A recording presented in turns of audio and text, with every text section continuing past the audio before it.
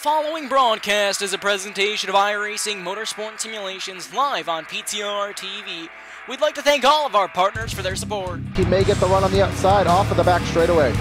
26 of Holloway trying to go 3 wide. No one with them. Talking and bobbing and weaving down the back straightaway, looking for a way around. The 5 machine trying to take a look underneath the 3 car. He's gonna dive in down to the bottom. A huge move down to the bottom of the racetrack. Back bumper. Can anything happen through the tri-oval? Walker Thomas to the inside. Here he comes to the outside. Side by side through the tri-oval. The 14. It's going to be a photo finish to the line. Who's going to get it? Walker Thomas. Machine coming out of turn number 4. Tiller looking to go 3 wide, almost 4 wide. He's going to try to look for a gap. Bobbing and weaving for the lead down through the tri-oval. Photo finish. 2 by 2. The 65 gets the win.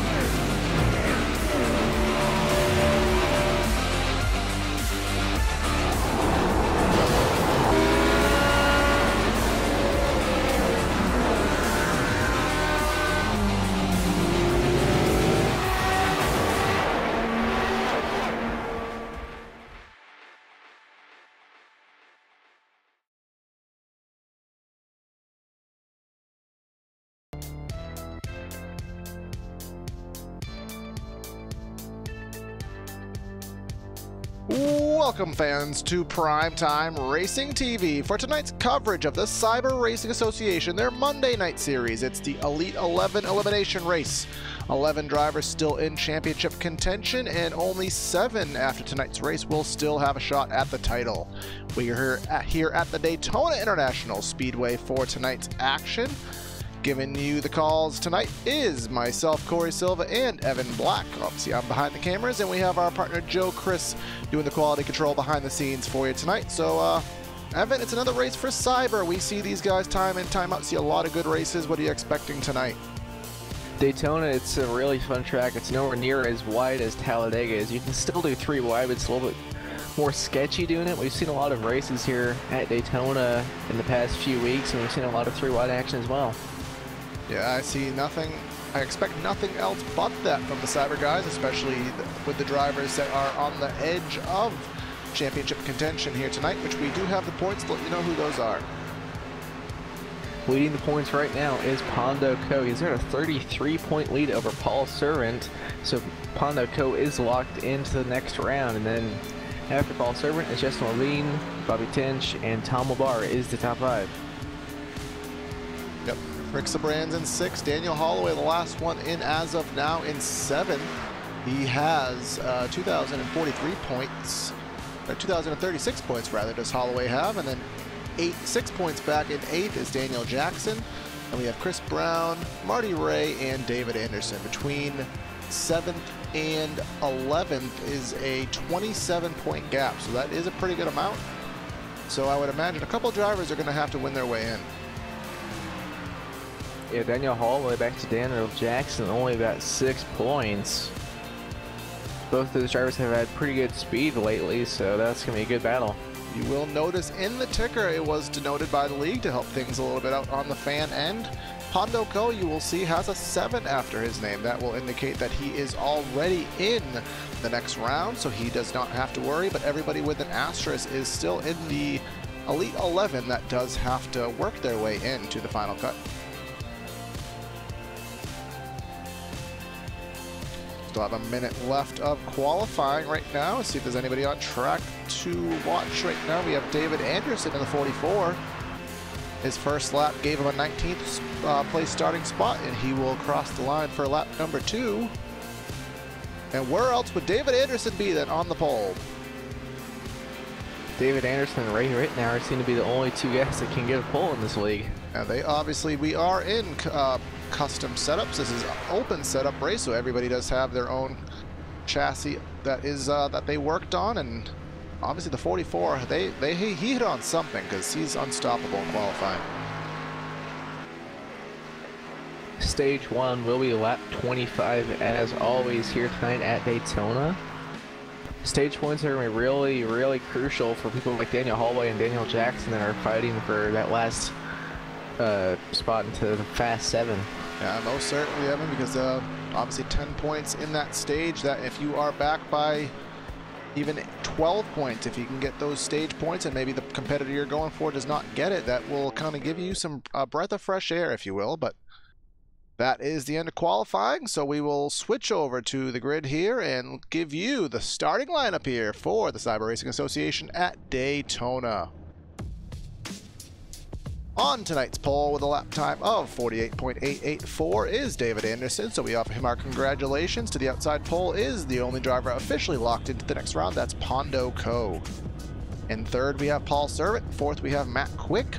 And then in fifth, Marty Ray. Sixth, Justin Levine. And then rounding out your top 10, Daniel Jackson, Rick Sabrans, Chris Brown, and PJ O'Leary.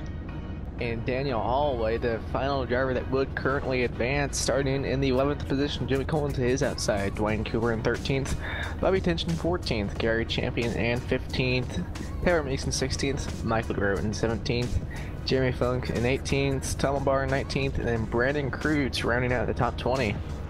And rounding out the field, we have R.D. Peters sitting 21st, Mike Major 22nd, and then Art Peck, Mark Johnson, Caleb Thomas, Cody Franklin, and Zachary Hale rounding out the 27 cars that will take tonight's grid.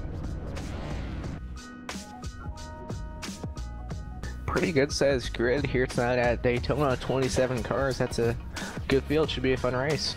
Yeah, most certainly. As you called out a little bit earlier, Evan, we will have the stage on lap number 25. And then we have a 60-lap race with a potential for green-white checkers, and we have seen a couple of those come into play, so something that we must watch out for. And of course, we have to account for the fuel load here tonight. We expect the pit window with the limited fuel cells to be about 18 to 20 laps. Actually, at Daytona, it might even be 21 laps, but not any further than that, I don't believe. We want to thank everyone who has begun tuning in to PTR TV's coverage of tonight's race, and to those who tune in later, you're in for a great night of racing. We always see a competitive and clean race from these drivers, so we will hope for that same event tonight.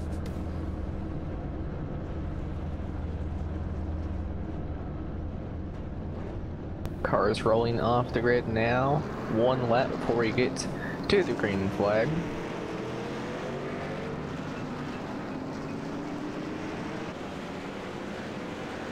So the championship is winding down for the Cyber Racing Association. Their Saturday series is just about to restart, but we have a little ways to go in the Monday series. We obviously are bringing you tonight's race, which is the final race of the Super 7, of the Elite 11 rather.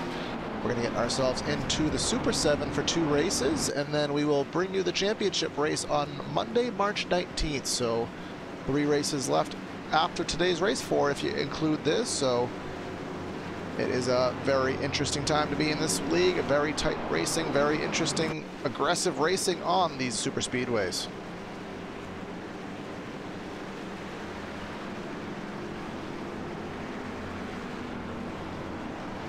Shocked they haven't busted out the old Daytona 07 in quite some time. I mean, I feel like we haven't seen that one in a while. Yeah, it's been a few weeks since we've seen that one. Looking back, it's been about 5 races. Obviously, that is the more difficult of the two, being the classic version of Daytona, but we are at Daytona, the current version of Daytona here tonight for tonight's race. David Anderson on the pole, Mike Pondo Co. on the outside pole. Coming off turn number 4, about to get the green flag. pace car getting ready to drop down on pit road. And there it is, now waiting for the green flag to get in the air, and there that is. We are underway here at Daytona. Initial start, 44 David Anderson. Pretty even start from the front row. Yeah, we will see which line gets the advantage in turn number 1 and 2. Typically, the advantage usually goes to the inside, at least on the warm-up lap, but vice versa is happening tonight. The 89 Quick gave Pondo Co a very good push. He momentarily was cleared, but he will stay up top. Yeah, Paul Servant was nowhere near the back bumper of Anderson's. That gave Co the advantage into turn 1, but out of 2, inside getting stacked up and getting run down the backstretch. Yeah, right now 89 Quick is right on the bumper of Pondo Co, but the cars behind them in the top groove have a ways to go before they can get there. Right now you can see Rick Sabrans, he is just now getting to the back of Quick, and that delay has gave the inside line an advantage. Top 2 have cleared, while the 3 of Servant stay down, pushing Anderson and will go up in front of the 20 of Co. Coming through the trial now. Looks like just about the top 3 is clear now. Yeah, the outside groove is just now getting wound up. We know it takes about a lap for it to get the momentum. It has gotten that, and Servant looks like he will stay on the bottom. If he's going to move up, he'd have to move up now, but nope, he will stay behind Anderson. Here comes Co in the 20, leading the top charge. Outside the lane now, side by side for second. Co's getting out a little far from the 89 of Quick. Now outside lane stalling back, or stalling up a little bit. Just kind of stayed even down the backstretch. You have to wonder how aggressive will they drive these race cars this early in the race. We do know it's a long race. We know there is at least one caution guaranteed, and we will have pit stops before that stage, so we will see what kind of racing everyone wants to put on if anybody decides to go 3 wide. Outside lane still side by side of the second place Paul Servant. Looks like they're just about to get up to the 44 of Anderson. They are there at the door of Anderson, coming out of turn number 2 now. Outside lane getting a pretty good run. Yeah, let's see if they have the opportunity to clear. They will pull side by side, entering the center of the back straightaway, entering turn number 3. We'll see if the 20 has enough of an edge to be able to hang on. That is not the case. Anderson will clear by a car length through the center of the turn, and we will see on the exit. We usually expect the outside to get the run, and it will not have enough to do so. And they're getting a little bit of a run, but not enough to get back to the quarter panel of Anderson. Now losing quite a bit of speed through the trial. We'll see if they can get it back through 1 and 2. Now entering 1, they're getting a really good push. The outside lane is now side by side with the 44 of Anderson.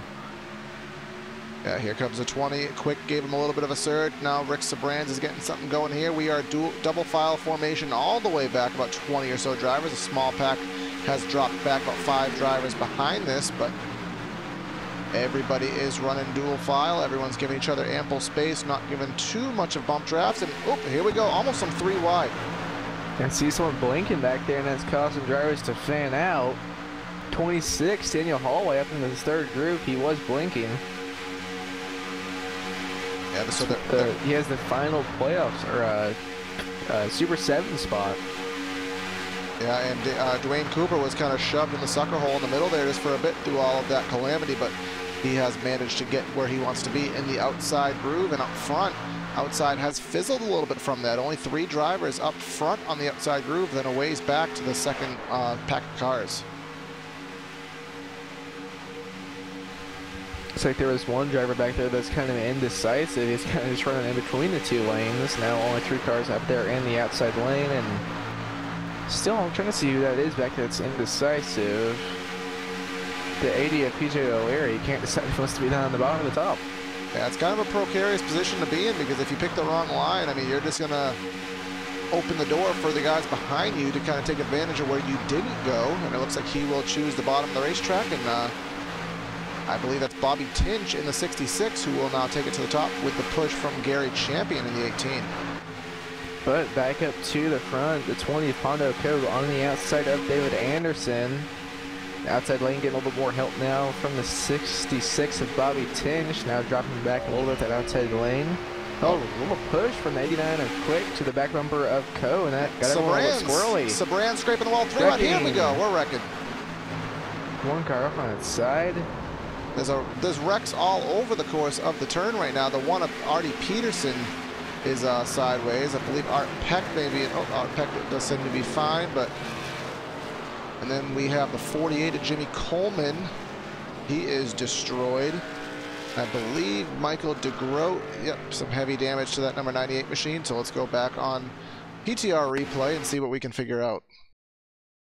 Jimmy Coleman took a huge hit. I'm trying to figure out where that wreck did start. It all started on the backstretch when people started checking up. The 89 of Quick gave a huge shot to the back front of our cove. Oh, that wasn't where I thought it was. Let's just go back a little bit further. It's a little bit behind Cooper, I believe. Cooper had to go evade a 3 wide, but he was okay in doing that. That wasn't the incident. Looks like there was a little contact. It was Michael DeGroat got into the right rear of Jimmy Coleman, and that spun him around, and then Artie Peterson had a separate wreck ahead of that. It's just a checkup at the front, just caused everyone in the back to check up, and no one had anywhere to go. So this will be the first caution of the race, lap number 7 heading towards lap number 8, and the field will come to the attention of their pit crews because this should put them in the window to be able to make the end of the stage on the current fuel load.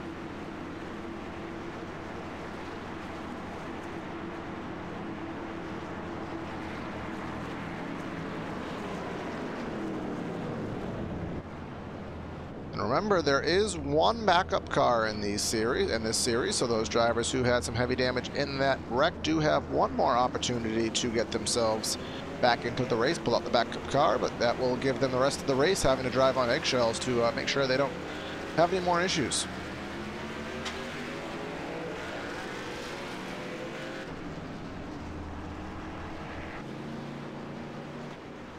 Looks like first off pit road was the 89 of Matt Quick.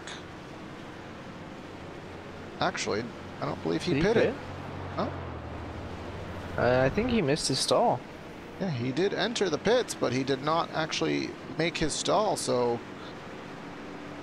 he will most likely have to come back to the attention of his crew, because if he does stay out, he will require a pit stop that everybody else will not, so he will have to come in this time by and lose all that track position.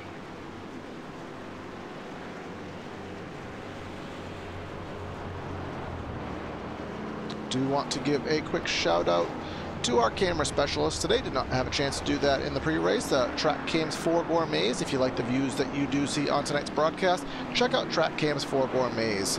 You can go to facebook.com/trackcams or trackcams22.com. Have a chat with Estevan, and perhaps you can have the same views that we enjoy tonight.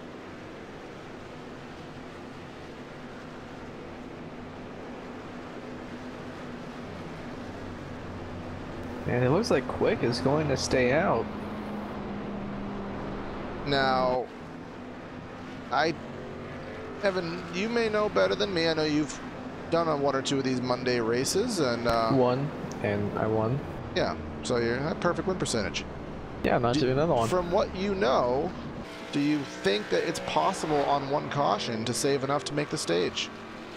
No, I don't think so. Well, that is your answer right there. No. Now, if he gets another caution, yeah, he could probably make it, but I don't think he can with just 1. So he may be depending on a little bit more calamity to ensue for his strategy to work out. Otherwise, he's going to have to make a lonely pit stop, perhaps around lap number 22, lap 23. So we will see which strategy is the one that occurs. Everybody, all but Jimmy Coleman, on the lead lap. Coleman did lose the lap in his exchange to get a new vehicle. So 26 drivers will be on the lead lap for this restart.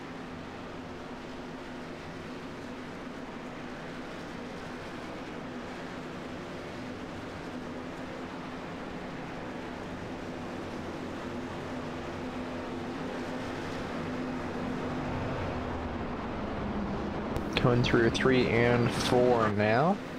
89 of Matthew Quick staying out. Will be leading this field to the green. 44 of David Anderson to his outside. Paul Servant, second row inside, and then Justin Levine, second row outside. A lot of times it's a second row that is the one that makes the call on which lane gets the better restart. So we will indeed watch that this time by as pace car takes the hard left turn to pit lane, and there's the immediate green flag back in the air for racing. And it looks like Anderson on the outside got the better jump. Anderson got a really good jump, but no one in the second lane really got going. 3 of Paul Servant just now getting to the back bumper of Quick, but that's really going to help the inside lane. The outside lane just couldn't, the second row just could not get up to him. Yeah, here comes Quick to clear, Servant to clear as well. Marty Ray to the inside, Justin Levine all the way back to Daniel Jackson. Is Anderson going to have to wait for some help? And when he gets them, I wouldn't be surprised if they go 3 wide. Yeah, that second pack in the outside is going to have a head of steam and when they get to Anderson. See what they do. Marty Ray pushes up just a little bit in the center of 3 on the entry of 3 and 4. That kind of shoved Anderson up by a little bit, cost him a little bit of momentum. But it looks like Jackson and Cooper and company have caught Anderson, and they will not. They lost the momentum. They will not be able to get by. Yeah, inside the lane checking up a little bit now, so that's going to get the outside lane a little bit more stacked up. And now the 72 is to the back bumper of the 44 from Anderson comes through turns number 1 and 2. We'll see how good that 72 can do. Yeah, Daniel Jackson, he has the push from Cooper. We know how good Cooper is, especially in the high groove, so that is the company that you do want behind you. Anderson, the pole sitter of tonight's race, leading the outside charge here down the back straightaway as we have a huge pack of 2x2, and you already see off 2 laps into this restart, a second pack completely off the lead. Which that could have something to do with people just not wanting to be involved in a wreck. They're thinking there could be one, which coming to the end stage there very well could be. Yeah, a couple of drivers in there, Artie Peterson and Jimmy Coleman, who had fast repairs. They already used their backup car, maybe take a little safer of an approach till the stage. But up front where the eye of the storm is, we still have Matt Quick. Remember, he did not pit on that first caution. Paul Servant working with him, and still trying to get to the outside and get a run is David Anderson in the 44. Matthew Quick leading this field is only going to hurt his fuel situation because he's going to use a lot more fuel out front than if he was the 3rd car in line. Yeah, very good point, Evan. And you do know that when you're in the pack in a draft, a lot of times you can even go half, 3/4 throttle, save a lot of fuel. Up front, you are pedal to the floor. No fuel conserving going on. Here comes Cooper. What is he going to do besides go to the outside? But that was a little bit of a block from Daniel Jackson, kind of taking that 3rd groove away from them.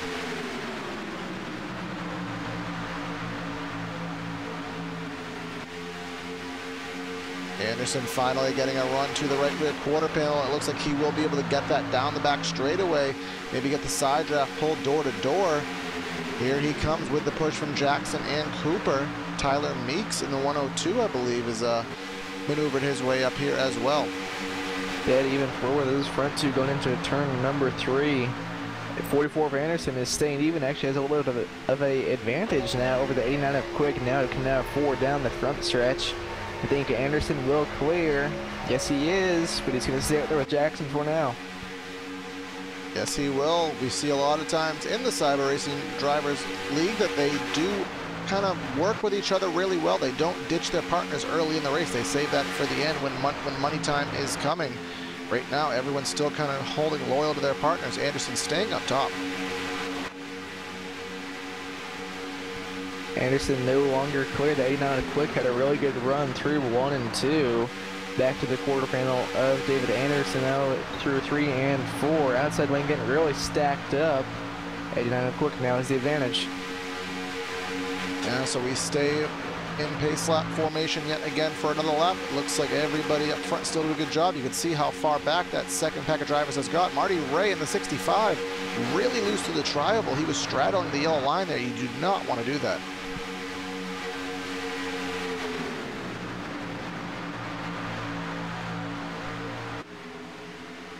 Looks like the bottom line actually has some separation now as the 65 of Ray has a little bit of a gap to the Skoll Camaro behind him. Can't quite see the number on that from a distance here. Dwayne Cooper going 3 wide with help from Justin Levine. You know, Cooper in that 3rd groove. He loves to run it right now. He's to the outside or the right rear quarter panel tried to of Jackson. He will not have the run. He'll drop back in line, but Levine may be stuck on that 3rd groove for a little bit. Cooper is trying to stay up there with Levine, but how long can he do it before he gets down in front of the 80? 80 to the inside of Dwayne Cooper, so Cooper's stuck up there now as well.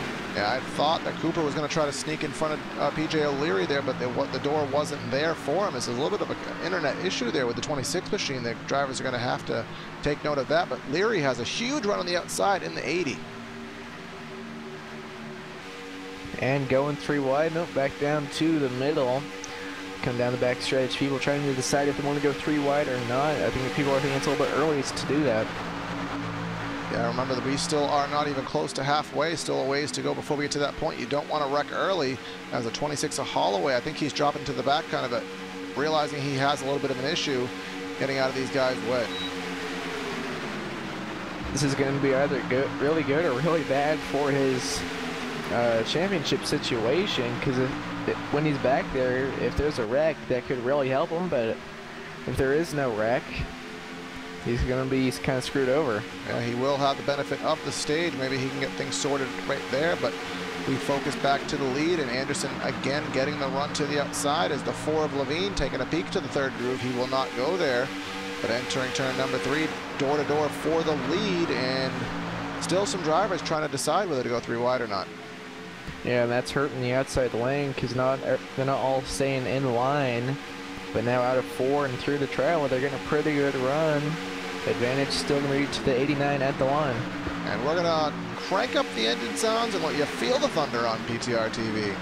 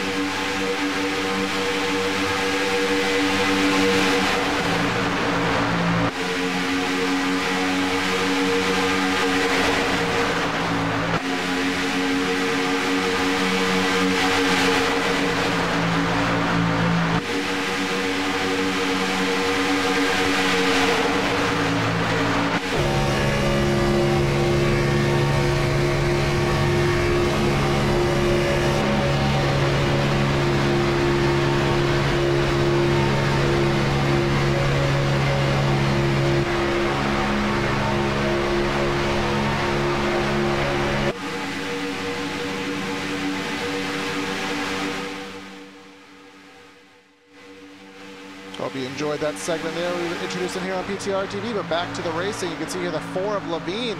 He is stuck to the outside, 3 wide by himself, dropping through the pack.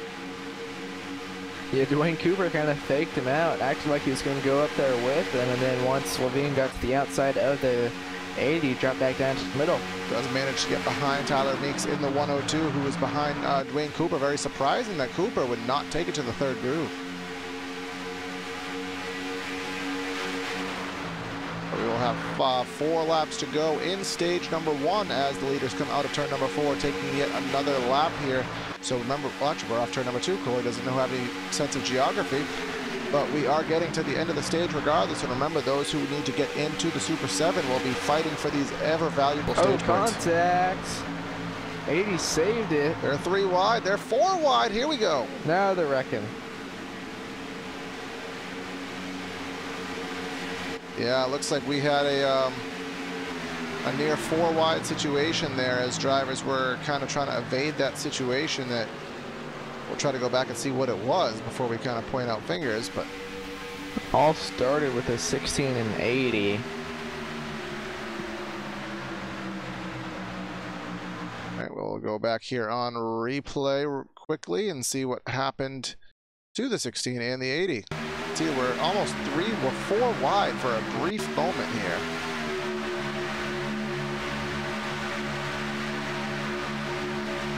Entering turn 3 and 4. See, it looks like there was a little bit of a contact between the 80 and the 00, but then we're straddling the bottom, and the 7 hooked the 99. And that was ultimately what caused the wreck.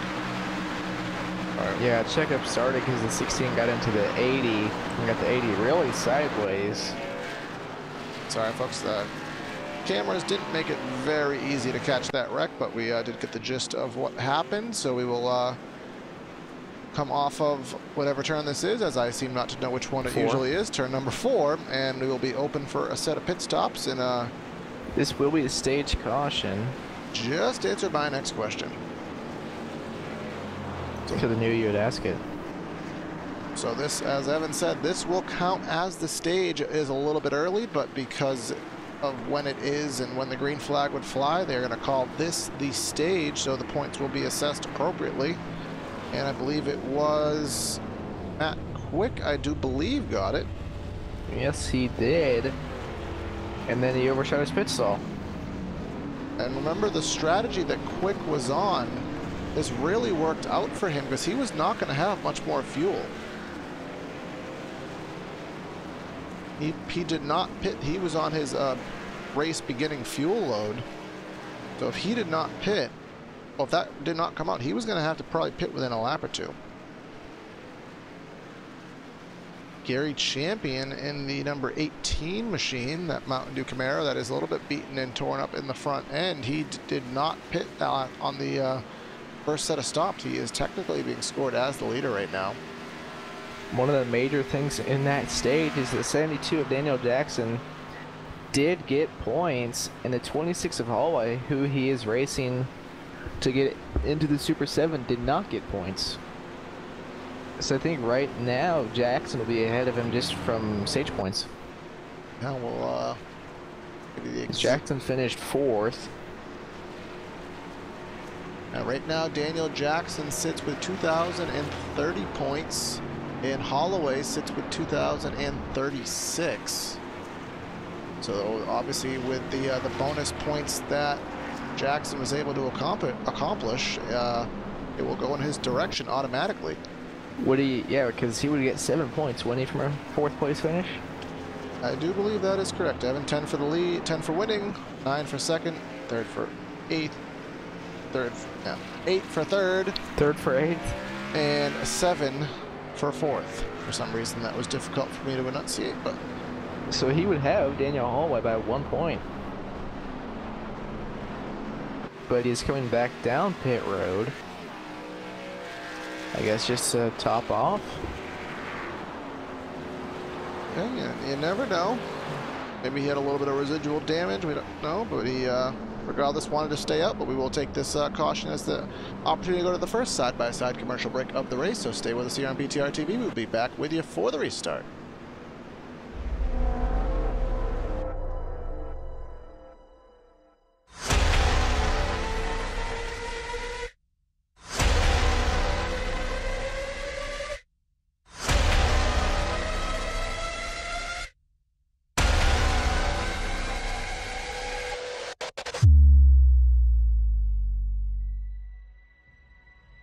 The car behind me is my Chili Bowl midget, the one that I won the Chili Bowl with.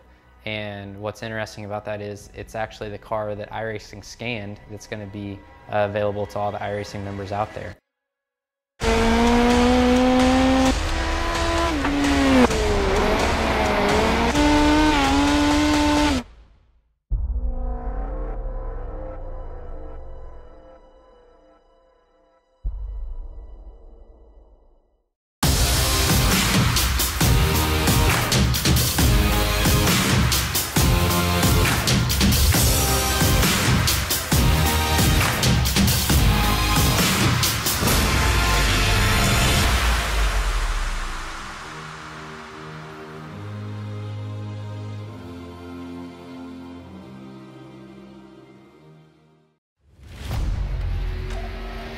The yellow flag is out. Pit road is now open. Keep your eye on those gauges. We'll give you 4 tyres. 3, 2, 1, now.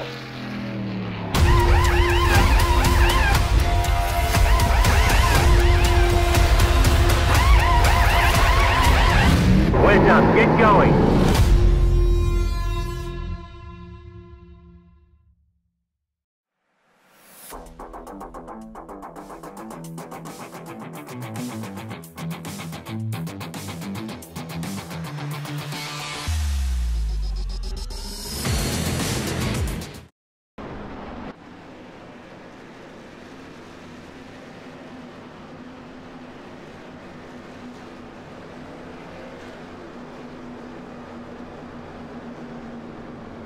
Welcome back to Primetime Racing TV's coverage of the Cyber Racing Association here at the Daytona International Speedway. Getting ready to come to the green with about 35 laps to go. Paul Servant currently leading. Matthew Quick just winning this stage.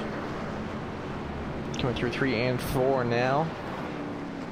Servant, as you said, Servant to lead, Ray to the outside, and David Anderson, the pole sitter, in the third position. Chris Brown to his outside will come off turn number 4 here into the tri-oval, and we will get stage 2 and the final stage underway. Pace car getting ready to come down pit road. There it goes, waiting on the green flag, and there it is. We are back underway here at Daytona. Second row on the outside. 16 Chris Brown did not get going, so that's going to let the 3 Paul Servant to clear by the time we get to turn 1. Yeah, most certainly Chris Brown in the 16 is going to have some work to do to get back to the bumper of Marty Ray. He's just now getting there along with Levine and DeGroat. Outside lane just now getting formed, and they should be able to get some momentum built shortly. Paul Servant and David Anderson are clear. We'll see if Anderson maybe goes up to that second group to try and get around Servant. There he goes, up in front of the 65 of Ray. Now the 102 of Tyler Meeks pushing our leader, Paul Servant. Yes, indeed, David Anderson to the outside, trying to get the lead. He's been on the outside, side by side, for the majority of the race, but he has not really been able to clear and take the lead. Let's see if this time's different off turn number 4. Getting a pretty good run out of 4 through the tribal. He should lead this lap. It's going to be really close. Paul Servant will lead that lap by just over 100th of a second.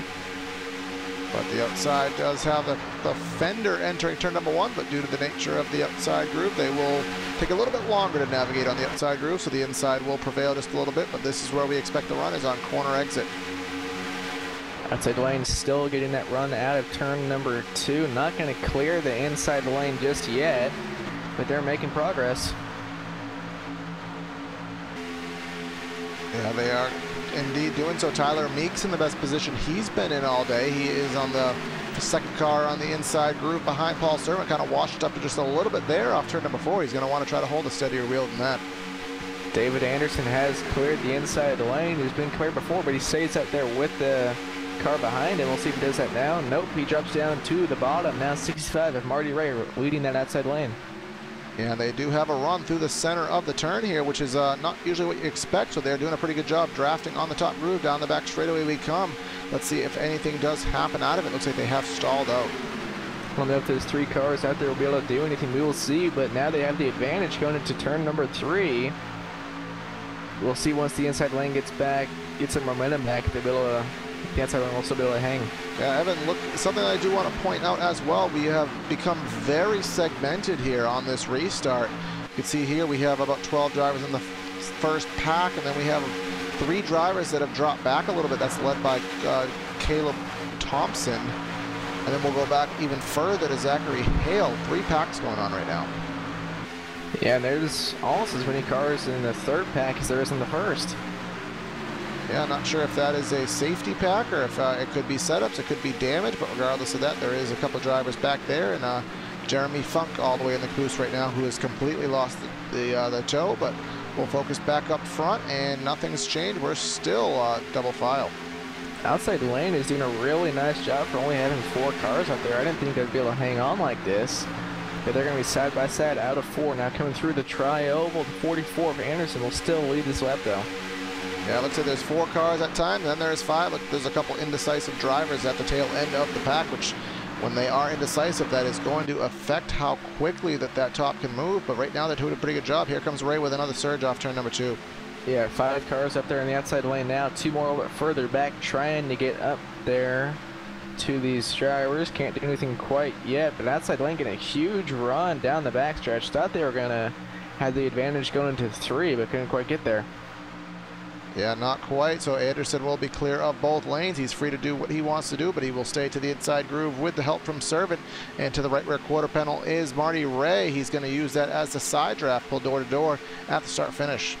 2 more cars up in this outside lane now, so up to 7 cars. So pretty even from the inside to the top. I think about 7 cars, 8 cars on both. And typically you do want to be in the outside groove if you have the right drivers to do so, if you are the leader, because you can get the run more often than not at the stripe, but they have been kind of struggling to do that tonight, it seems. Yeah, I prefer being on the outside, but a lot of times if you're clear for the lead, you want to drop down. It's so hard to know for sure that every single time you will have the lead at the stripe. Most certainly, and you really appreciate the drivers who are up top giving you the push, but you kind of have to play selfish and run your own race and drop them at times, because you can't take, a lot of times you can't clear both cars. Yeah, it's really hard to clear both cars unless the inside gets stacked up, which can happen, but it usually doesn't.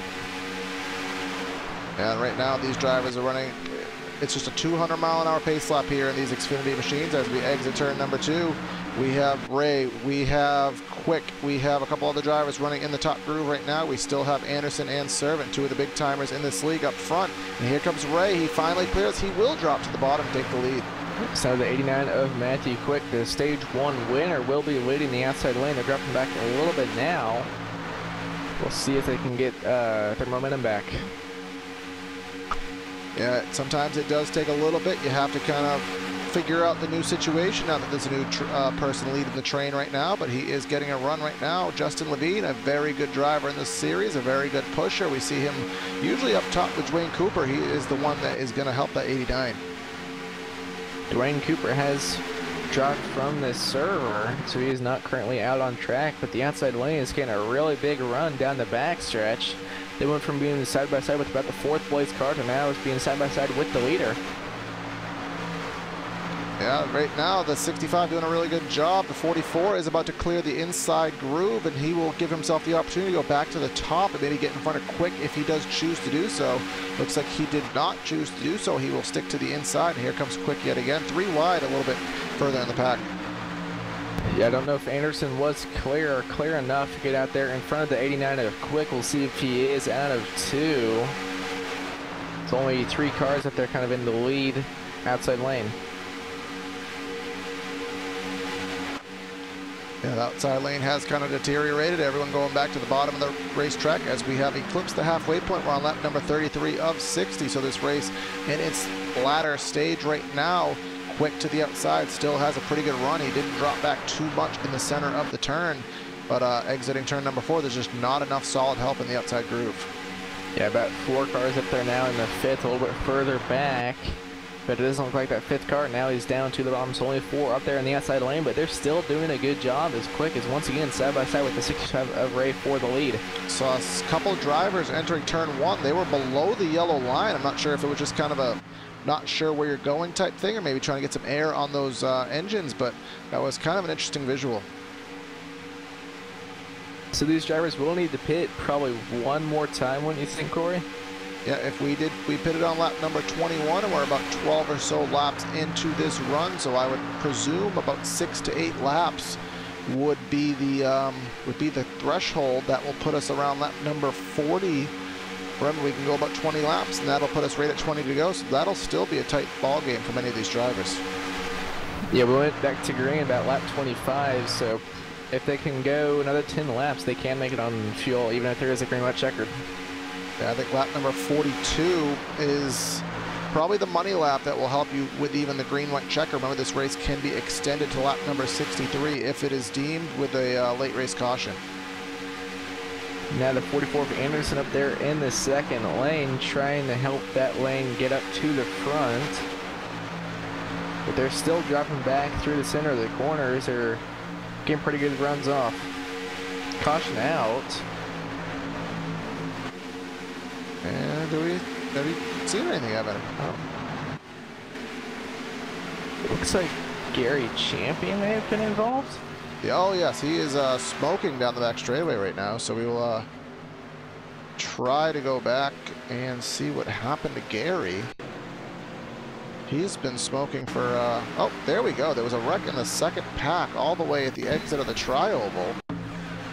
The 80 of PJ O'Leary was down to the apron, and there was kind of a little bit of a checkup as the 62 in the 18 made some contact. Yeah, looks like Champion was just pushing the 80 and got the 80 loose going into the tri-oval. And then Champion just kind of came up on the 62 to avoid hitting the 80 once again. And that hurt both those machines. Yeah, so that was a wreck in the second pack there as they were trying to probably gain some time on the first pack, but this will put us in a situation, Evan. We'll go green around lap numbers 40, so that will be 20 to go. If this goes green, is that still going to be a tight situation? For making it to the finish, no. For making it to overtime, most definitely. If we go, so they're going to pit now, and they're probably going to pit, some of them will pit again, probably on the 1 to green. The drivers that pit on 1 to green should be able to make it to the end, but I don't think there's any way they could make it to the, if there is overtime. We'll see what happens at that situation, but everyone is down to pit road right now, and we will see if any strategy occurs, or if everybody just kind of takes 4 tires or fuel only, what have you. Looks like exiting the pits, we will give it to, I think Anderson got it. Marty Ray. No, maybe? No, Who got it? Anderson got it with the remember, you can see here from the First pit stall, yeah. First pit stall, he only had to go about 5 feet, so he didn't have the momentum carrying out of pit lane, but he had the advantage at the cone, so Anderson back to P1, familiar position for him.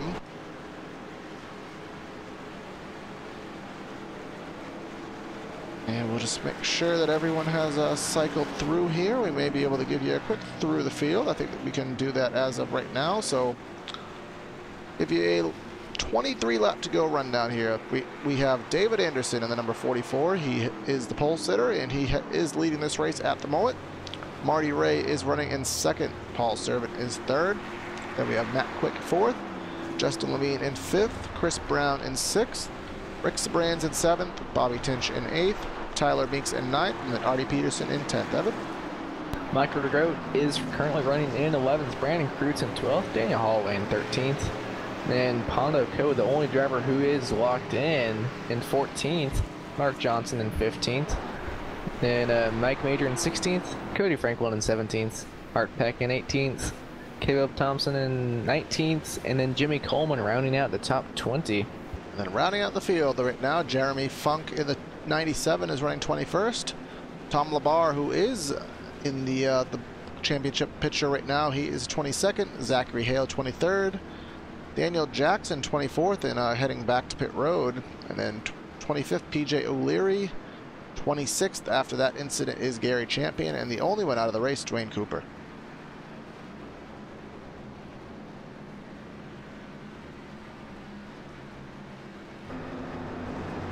Lights are still on the pace car, as I believe they're coming out of 4. Nope, coming out of 2. See, it's not still always, about a lap and a half. Yeah, but it's not always easy knowing where they are on the track from the right camera angle now, is it? Well, you see. I'm not wrong. But are you right? Evidently, I am. But we are down the back straightaway here. We will have about 20 or so laps to go. Summary of the race so far. This is our third caution for 8 laps. We have completed 37 of the 60 on the scheduled distance in 11 lead changes right now. We do know these Xfinity machines are usually rather competitive, so they do have the ability to go 2-3 wide, but seeing as we are at Daytona, the 3 wide is possible, but it is a lot more difficult than at Talladega. I see someone asking about what happened to Dwayne Cooper. It looks like he just dropped from the server and has not been able to get back in yet. Yeah, we haven't even, we don't have him either for communications either, so there's some kind of behind the scenes issue with Cooper, unfortunately. He was running in the top 5, top 10 ballpark for the good first 20 or so laps of the race, so not the break he wanted, but lights are out. We will get doubled up, stacked up, and ready to go racing in a lap's time around the speedway. Quite a few drivers did come down pit road to top off. Remember, we are going to have a 20-lap shootout, maybe about, obviously with a couple pace laps, that will use a little bit of fuel, so it will be relatively close, but per our driver in the league that Evan has run a couple races, he says he's pretty confident there should be no concerns except for a green-white checker. Went down and talked with a few of the drivers and crew chiefs, and Most of them were saying that they did not think they could make it on fuel. Oh, well, that is indeed an interesting dynamic. I do recall a couple of these cyber races coming to a situation where we had fumes running out off turn number 4, so if it does go green, we will potentially be in for a fuel mileage battle. You can see the tail end of the field is single file, all the guys who topped off last time by, so everybody who you see in double file formation is most likely, from what we were just told, not going to have enough without some heavy-duty saving. And from what they were saying, they didn't even think that the ones that pitted could make it. That just now pitted on 1 to green. We will find out here in come to 20 laps to go as the pace car is getting ready to pull down into pit road and hand the field over into the hands of the 44 David Anderson, waiting for the green flag. There it is. We're back underway here at Daytona. Anderson did not get going at all. Outside lane was where you wanted to be. The push from Levine. Marty Ray will be able to clear. Question is, will he stay with Levine or drop to the bottom? We will find that out in turn number 1. Ray is clear, but he's staying up there with Levine for now. We'll see if out of 2 if he tries to get Levine clear or if he's going to drop down in front of the 44. Coming out of 2 now. Outside lane does have the run, so I think the 4 Levine will clear as well. Yes, he is. And will they both drop to the bottom of the speedway is the question, and the answer to that is not at the moment. They will stay in the second groove with Rick Sabrands and entering turn number 3. Here they go, dropping to the bottom. So the 2 Rick Sabrands leading that outside lane with the push from the 102 of Tyler Meeks. Coming out of turn 4 now, top 3 are clear. As we take another lap off the race here right now, we're taking lap number 41. Top 2 are Marty Ray and Justin Levine. We have some double file action. Not too many drivers running the top groove right now. We have Rick Sabrands, Tyler Meeks, Michael DeGroat, and the 7 of Mark Johnson. Other than that, everyone is ring around the bottom. But now the outside lane is up to second place, Justin Levine. And now up to the right rear quarter panel of our leader, Marty Ray, down the back stretch. They got a really good run. Paul Servant decided in that Oreo number 3 machine. He took it to the top of the speedway. Remember, he was up front on the front row for many of these laps in the draft. But right now, say the 4 and the 65 working really well together. Marty Ray has been able to hold off the challenge for the time being. Outside lane kind of stalled out around the 4 of Justin Levine, if I can talk. English is hard sometimes. Yes, it is. That is our upcoming t-shirt on the channel, but Rick Sabrands is now your leader on the outside group in the number 2 machine. Tyler Meeks is in the second on the outside group. Anderson has maneuvered back to the bottom. And the outside groove has formed about 10 drivers, and again, a little bit of a separation. We have dropped a second pack already.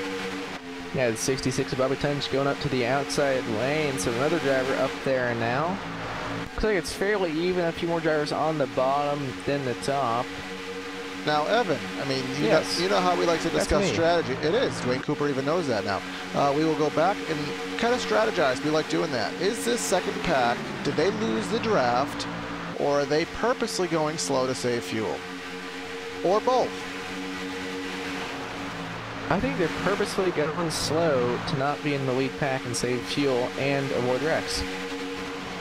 So that is an interesting dynamic. I really kind of want this race to go green to see how it plays out. So hopefully my wish is granted. But up front, these drivers are all over the place, and it is some tight racing. Marty Ray still holding the inside with the push from Levine, but Sabrands is hanging in there on the outside. And now for the first time tonight, there's more cars up in the outside lane than on the bottom.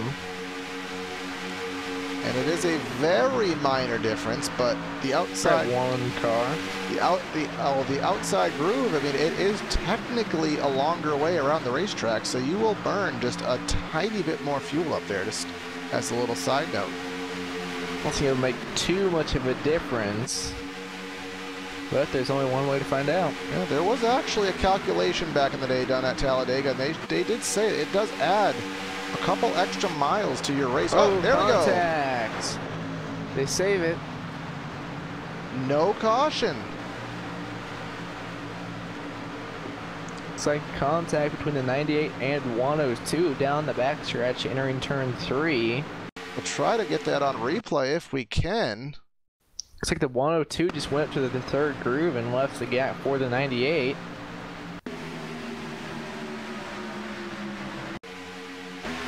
we are on instant replay here. Evan cut me off if anything does happen on the live view, but up front, see DeGroat in the 98 trying to peek a 3 wide here, and I don't think the 102 was aware of that, or he might have cut down just a little bit, but amazing job by everyone to save it.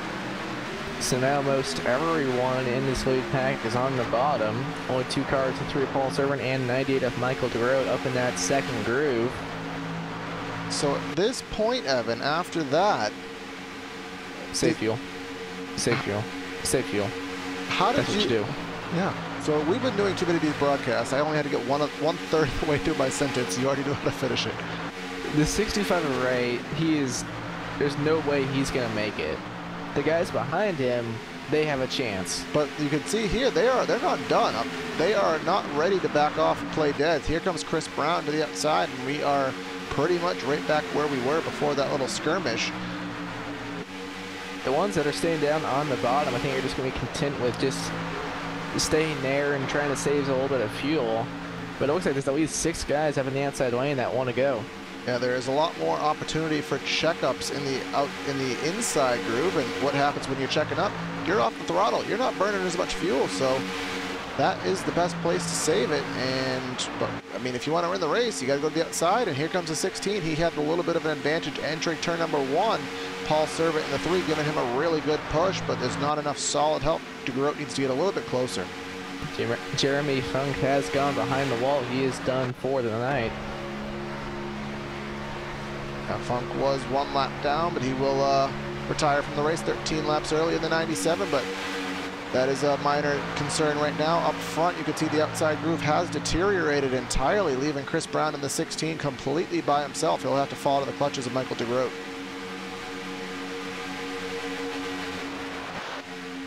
A little bit of a 3 wide. Tom Labar in the tie number 99 looked to the outside of DeGroat just for a split second, but he will pull back into line as the outside is completely deteriorated. Even DeGroat and Labar dropping all the way to the back here. Yeah, I guess everyone, I don't know if they're just trying to save fuel or if they just know the outside's not working, but now Paul Servant back up there. And 3 wide, 16 of Chris Brown does not want to push Servant. Now he's getting back in the line. Here we go, 3 wide again.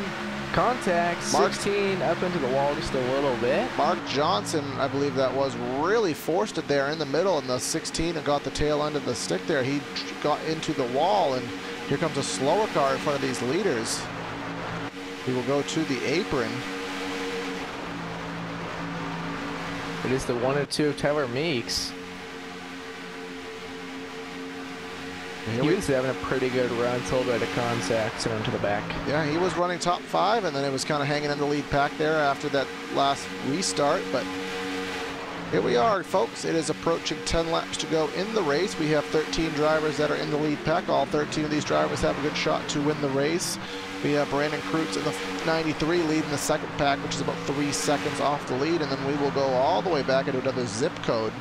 We'll find Pondo Co on the back straightaway with Daniel Holloway, and a couple cars behind that, those would be Caleb Thompson, Gary Champion, Cody Franklin. And remember, as we said, nobody apparently is confident on their fuel load right now. Do we even want to attempt to make picks right now? Yes, because it's even more interesting now than it ever has been. So I am going to go with Paul Servant. No, I'm not, because he's leading the pack. Can I go? I was going to say, do you think he can make it on fuel, or is he going to pit? I'm going to go with Rick is he driving a Chevy? Yes, I'm going to go with Rick Sabrans in the 2. This is a tough choice, because there's so many things to take into account. Yeah, we're not in Vegas, boys, but it feels like a little bit of a 3 wide here through the trioval right now. Who is that? That was Mark Johnson. That was shuffled to the top groove. He will fall to the tail end of the train there and get to the back of the top groove. So Paul Servant leading the top chart now, and a little bit of work to do for him.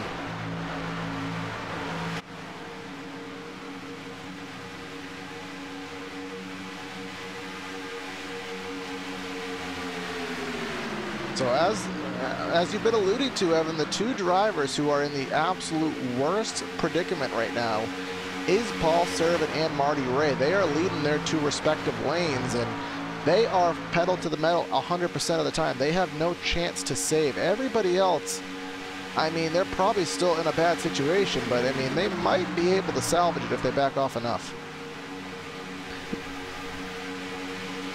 I went down and talked to our driver, Brandon Krutz, and he was saying that they are not very far at all off on fuel. So they are really, really close.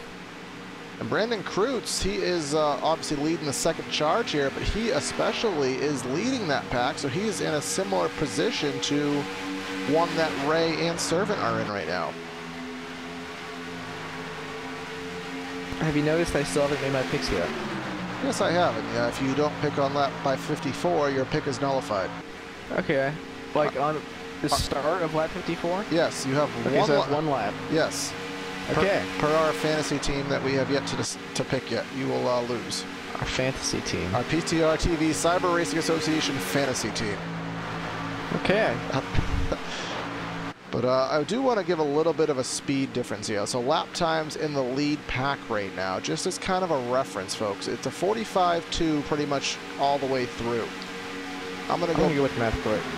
Oh, there we go. And it's because he has the least amount of laps on his tank of fuel. But a 45.2 for the lead pack. Brandon Krutz ran a 45.5, so he's 0.3 off, and naturally that's just because of the pack size.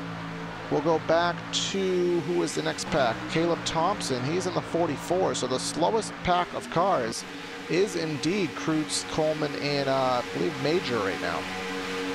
So, with Brandon Krutz, he's still leading this field, but since they're running slower, are they using less fuel, since you're not turning as many RPMs? Well, he's leading the pack, so he is still 100% throttle. I think the drivers behind him may be in the best position, but up front, where the racing is hot and heavy for the win, we don't know what's going on. So really, if this stays green, folks, it's going to be the most confusingly interesting race we've seen in quite some time here. And we have championship contention on the line right now. So 5 laps to go at the line. And we should, if you were to run out of fuel, it's going to be starting here in about 2 or 3 laps. Yeah, we are on lap 18 of these set of... Most of the leader. Yeah, most of the leaders. Yeah, 16. Several drivers, Matt Quick, he pitted on the last lap before green, but most drivers 18 laps in. That'll be 23 laps on fuel. Count for a little bit of cautions. I'm thinking the white flag lap, we're going to see a lot of drivers run out. We'll just add to the excitement. Add to the excitement, add to the drama, add to the guessing as a lot of shaking and baking, swerving, moving all about off of turn number 4 there. I thought there was going to be a wreck, but everyone is okay. I'm hearing on the radios that some drivers are getting ready to come down pit road. So even earlier than we would have expected. We'll see which drivers that is. We'll see which drivers are going to try to stretch the fuel cell here. This is going to be an exciting finish off turn number 2. Here we come. We'll see which drivers off turn number 4 do peel in. It's only 4 cars up in the outside lane now. And some of those drivers might be staying in the bottom because they know they're going to be pitting here soon and they don't want to have to pit from the outside lane. Yeah, they do not want to have to merge down. That is a dangerous situation off turn number 4. Here come all of the inside pack. Yeah, everyone on the inside Marty came down Ray, pit road. Oh my, Marty Ray, I don't think he made that. If he did, it was by the thing. He made the speed, but he went in the grass. I don't know if he will get a penalty. By the something about a nail. By the apple of truth. By the nail, something about a fingernail. I don't know what it is, but up front, it is David Anderson, Matt Quick, and Zachary Hale. Those are the 3 that were on the outside that did not pit. Chris Brown just a little bit behind these drivers. Quick and Hale have 2 laps less on their tank of fuel than everyone else. So they might run right to the end, but remember, they pitted on the last possible opportunity before the last caution, so they're stretching it to the end, but I'm pretty sure 20 laps, 21 is at the end, is in the realm of possibility. We usually do get the white flag on the start of lap number 59, so we should... 2 to go right now. We should be getting the white flag at the stripe, and this would be the battle for the win. Chris Brown now starting to come back into this battle. Only 4 drivers in this pack. And the other pack, remember Brandon Krutz and the pack he was racing with, they did come pit road, so they obviously did not have nearly enough confidence, but Evan, call it the white flag when we get it from race control. Coming to what should be the white flag. We will find out here in a second. I haven't heard anything yet, but that should be the white flag. I don't know with Dwayne Cooper not being there. Yeah, we don't want to call it unofficially. We usually get it on 59, so this would, under normal circumstances, be the checkered, but we don't want to call it until we know for sure. So for the time being, Matt Quick is in the best position. David Anderson in second, Hale in third, Chris Brown in fourth. Brown is obviously off the pack a little bit because of his damage, and we'll see. This could be the white, could be the run to the checkers. I honestly don't know. As someone to pit road. The white has not been called yet. 89, hard on the brakes. Was that? We do apologize, folks. This race is called, because if a race does not end on green, white, checker, it is manually ended. So we wait for race control to give us the final call, and due to the fact that everyone has stopped, I'm going to assume that was the checkers. Apologize, we didn't get to call it. We didn't have official call from race control, but there it is. We're going to call the race, and Matt Quick is the race winner here tonight. I think. I don't know. And I believe David Anderson is out of fuel on the back straightaway, but he would be deemed as finishing second. We will get that sorted out in just a minute's time, so stay with us, and we will be back with the post-race show with a little bit of clarification for you.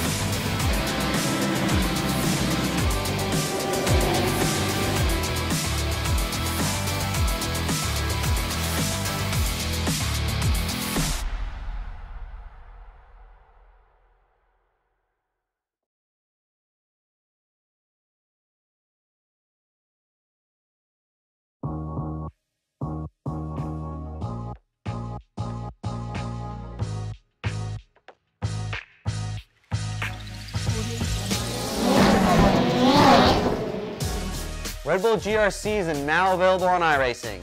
I personally put my blood, sweat, and tears into this thing, developing the cars, the tracks, the dirt, making sure it is authentic as possible, and I really think you guys are going to love it. The best part is that this 600 horsepower Volkswagen Beetle is free to all members. So get signed up now and come race me online.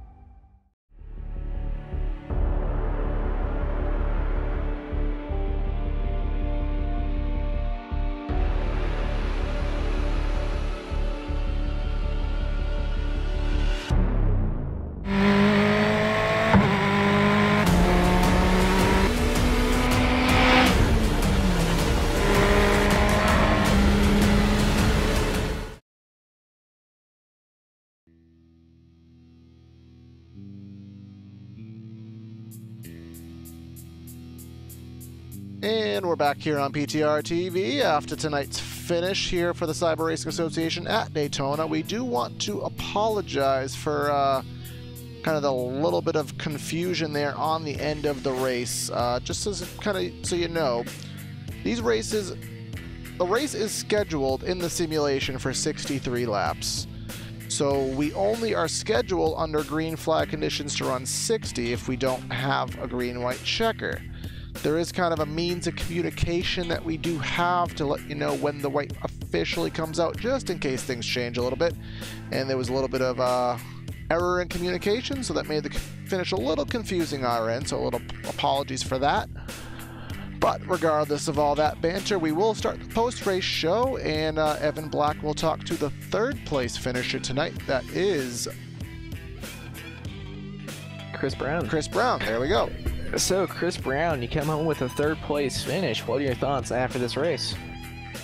Yeah, I really needed that one back in 9th in points before the race started. Needed a good finish to move on. I don't know if that's going to help me move on or not.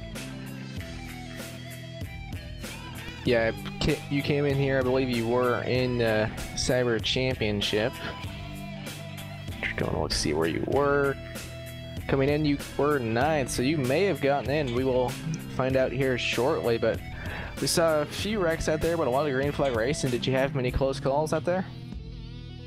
I had one there. I don't remember who it was with. I think it was the 80 of PJ O'Leary. I don't know if it was Netcode or what. I got him a little bit, I think. You saw a couple different lines, or actually 3 different lines out there. Which one did you like to be in the most, the middle, top, or bottom? The top was probably where I preferred to be. It just seemed a little bit more stable up there. The bottom, my car doesn't handle very well on the bottom. All right, well, is there anyone you would like to thank, give a shout out to? Give a shout out to you guys. You guys do an awesome job. I guess that's about it. All right, thanks for those kind words, and thanks for talking with us, and once again, congrats on your third place finish. Thanks, guys. Appreciate it.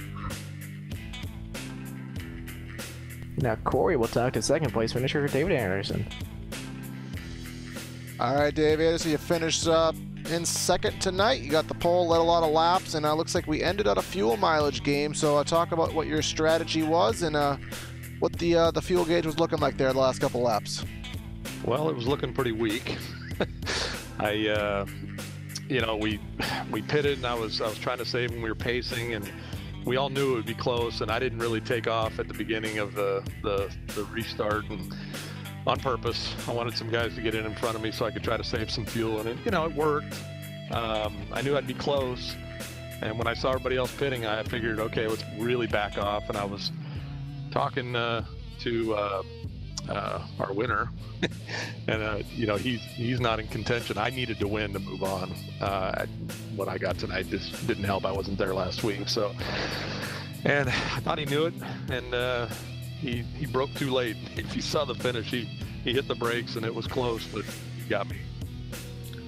Yeah, it was a close call, man. It was a pretty good race overall. We had a couple kind of a little bit of a rough race last week, but everyone did a good job tonight. Were there any close calls or any did you have to pull the backup car out at all tonight? It didn't look like you did.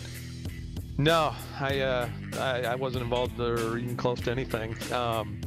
Again, running up front really helps, and I kept her up front, and thought I had a great shot at it. I was starting to push with about 5 or 6 laps to go. I figured, okay, if there's a caution, I want to be up there, and see what happens. But I knew our leader was Bobby Ray, I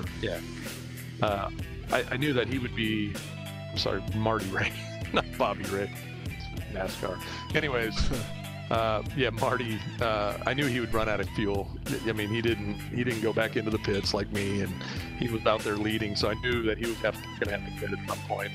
I just wanted to kind of position myself, up there so that when he did, I'd have a shot at it, and kind of did, and I ran out of fuel about 200 or 300 yards before the start-finish line, and I was yelling at Matt Quick, "Hey, stop!"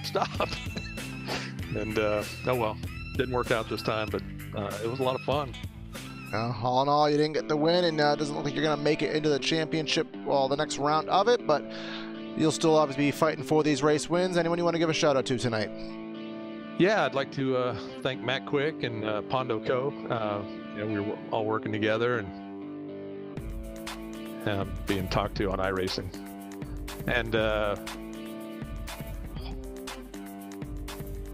anyways, I was working with those guys, so I'd like to thank them, and congratulations to Matt Quick on the win. And I'd like to thank Dwayne Cooper, for running this thing. It's still a blast. It's a lot of fun coming out here on Monday nights, and you guys do a fantastic job of the broadcast. And I'm probably going to go back right now and watch the whole thing again.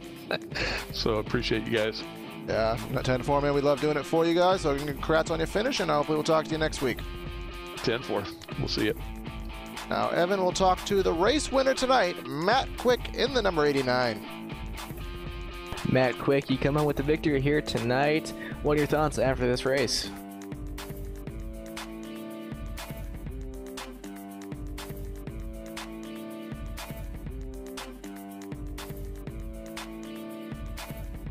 Oh, dang. I was hitting the wrong key to talk. My fault.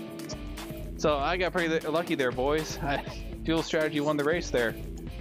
Yeah, we saw everyone trying to play the fuel mileage game. How close were you there at the end? I ran out right at the backstretch there. I pitted right. I topped off on that last caution or whatever. I pitted with everybody, came out 4th, and then I topped off and came out, I think, about 12th. And that was by far the winning call there. And then I missed a little check up there going into turn 3, and there she was.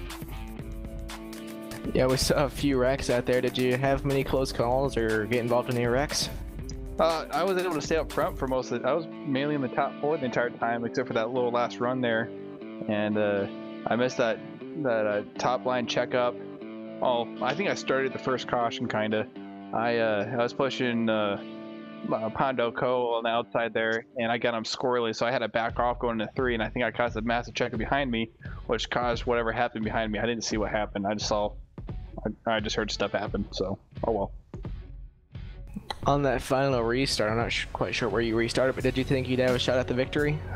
Well, I was talking with Pondo, and I was talking with David Anderson and stuff like that, and Pondo and I topped off, and I was thinking, well, if I just ride a 3/4 throttle for a little bit, and I think I'll be all right, and as long as I stay in contact with the pack, and I did, and I restarted about 12th there, so I was in, I think 13th actually, but yeah, I was doing pretty good there, I thought. All right, Bill, is there anyone you would like to thank or give a shout out to? Well, I got to give a big shout out to John Hendrick at Loose Lug Nets for this paint job. He hooked me up for this about a year or 2 ago. It's my squatty potty. If on top of that, squatty potty makes you go twice as fast, and we're usually number 1s and number 2s, but today we got that win, so that's about it. All right, well, thanks for talking with us, and once again, congrats on your victory here tonight at Daytona. Thanks, buddy. All right, so that is the top 3 finishers here tonight for Cyber Racing Association, and due to the nature of the league where the results do have to get calculated manually, we can't go and give you the final rundown, so we will wrap up coverage tonight with our sponsors. Got to give a shout out to Air Movement and Fabrications. It's a family-run business established in 2012, over 25 years of experience in the ventilation industry, of a wide variety of services including ducting, ventilation, extraction, and canopies. If you're in the Nottingham, UK area, Air Movement Fabrications is the ventilation service to trust. Also, Krutz Custom Graphics, custom racing shirts, hero cards, paint schemes, and much more. From local racers to big race teams, we've got your back. Krutz Custom Graphics is number 1. Then iRacing Broadcast Overlay Graphics. Custom graphics coding and theme design for iRacing's 2 main overlay systems, ATVO and IRTVO. If you're a broadcast company looking for custom overlays to make your channel shine, talk to Jason Allison with iBog iRacing Broadcast Overlay Graphics. Obviously, give a shout out to our Patreon as well. Keep broadcast quality high and cost low for league owners. Need a little help from the fans, so check out patreon.com/PTRTV. Rewards do vary depending how much you donate, so do check that out again. Patreon.com/PTRTV. Shout out to our track cam specialist. Check them out, Track Cams 4 Gourmets. You can talk to Esteban at facebook.com/trackcams or trackcams22.com. You can perhaps enjoy the same views that we enjoy tonight on tonight's coverage. But that's another broadcast here on PTR TV. We brought to you the Cyber Racing Association Monday Night Super Speedway Series. We will bring to you the American Sim Racing Series tomorrow night on Tuesday, and then the Hardline Championship Week starts off Wednesday and Friday on iRacing Live on here on PTR TV. So signing out of the booth is Corey Silva and Evan Black. Have a great night, everyone, and we will catch you next time. Have a great night. Catch you next time.